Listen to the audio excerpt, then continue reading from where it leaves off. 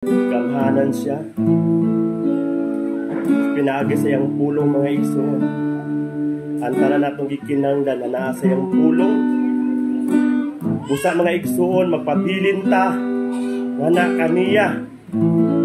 Kaya ang Ginoo magpabilin usab siya nga ni kana nato mga igsoon.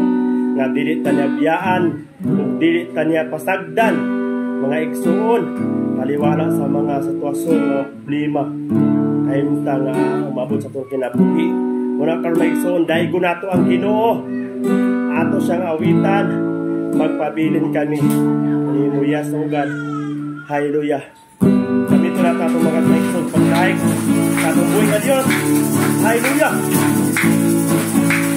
Pagpabilin ang kinabuhi, Kristo ako'y Lord, dadagan ko sa kapatiyong pinakon, walay agay nga kabalahan,